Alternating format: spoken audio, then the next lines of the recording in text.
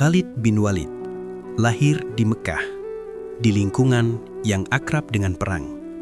Ayahnya, Walid bin Mughirah, bukan orang sembarangan. Ia termasuk tokoh Quraisy yang disegani.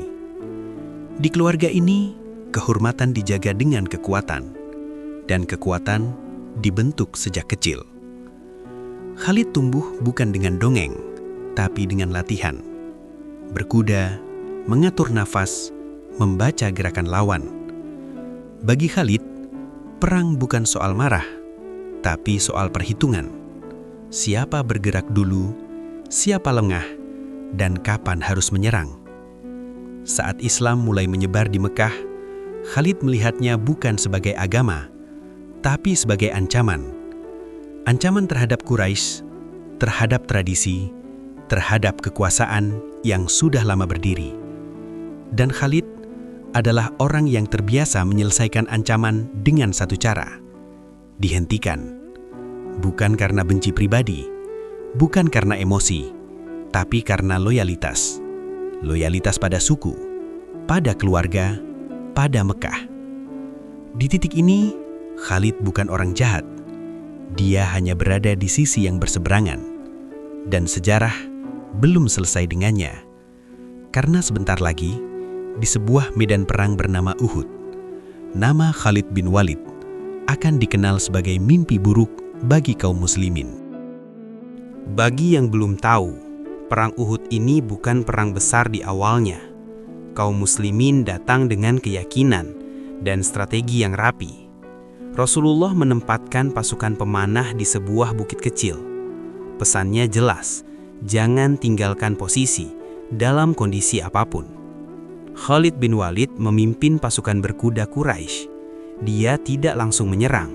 Dia mengamati gerakan, jarak, dan satu hal yang paling penting, kesabaran lawan. Saat pertempuran mulai condong ke pihak kaum muslimin, sebagian pemanah turun dari bukit. Mereka mengira perang sudah selesai. Di saat itulah Khalid melihat celah. Bukan celah besar, tapi cukup. Pasukan berkuda diputar cepat, tanpa teriakan. Serangan datang dari belakang. Barisan kaum muslimin kacau.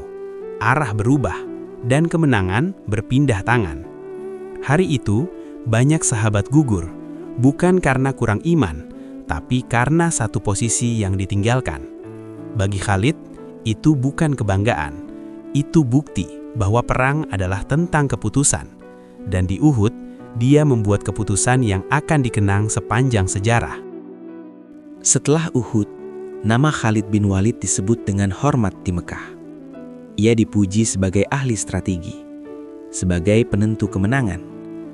Tapi di balik itu, ada satu hal yang tidak berubah. Islam tidak berhenti. Bahkan setelah kekalahan, umat Islam justru makin solid. Dan itu mulai mengganggu pikiran Khalid. Ia menang perang, tapi arah sejarah tidak berpihak padanya.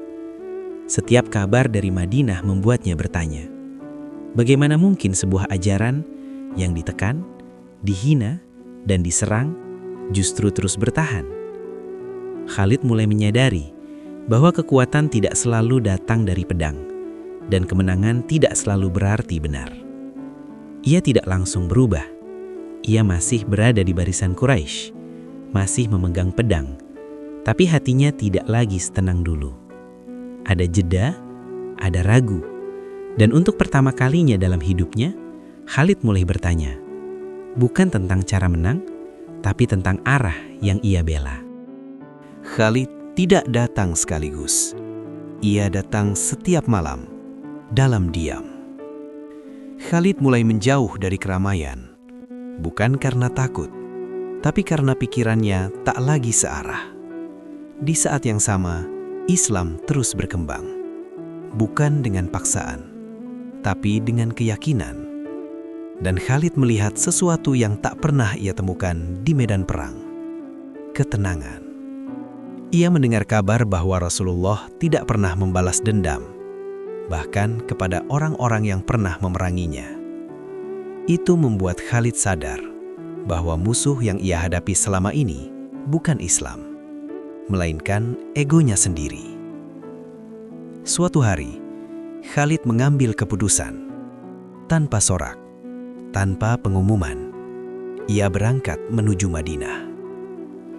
Di hadapan Rasulullah, Khalid tidak membawa pedang.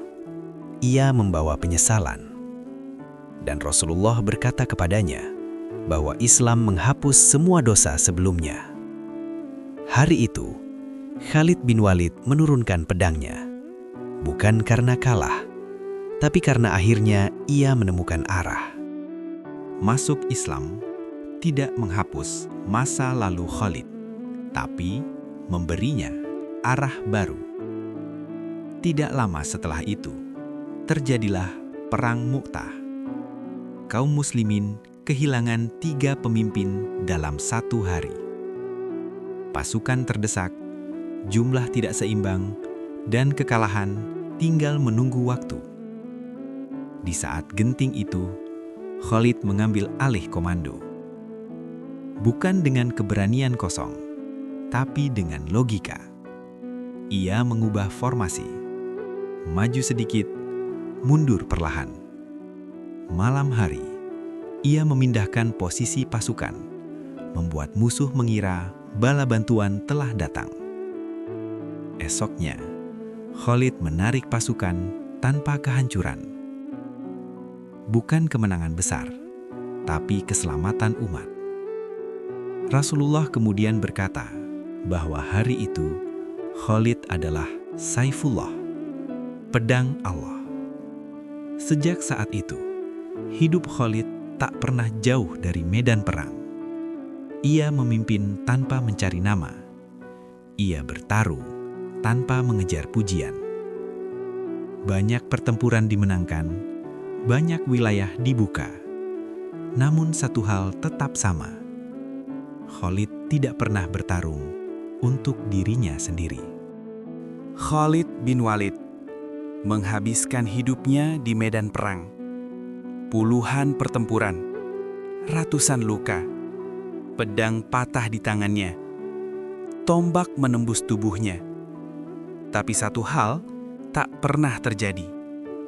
Ia tidak mati di medan perang. Suatu hari, Khalid terbaring di ranjang. Di tubuhnya, tak ada satu jengkal pun tanpa bekas luka. Ia berkata bahwa dirinya telah mencari kematian di setiap pertempuran. Namun Allah menakdirkan ia wafat seperti onta tua di atas kasur.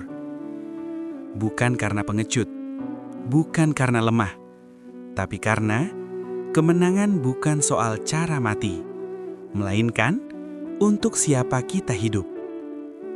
Khalid wafat tanpa harta, tanpa jabatan. Yang tersisa hanyalah kuda, pedang, dan nama yang terus diingat. Ia tidak mati sebagai penakluk. Ia mati sebagai hamba. Kalau kisah ini bikin lu mikir, share ke orang yang perlu dengar. Dan follow channel ini, karena sejarah Islam gak pernah biasa-biasa aja.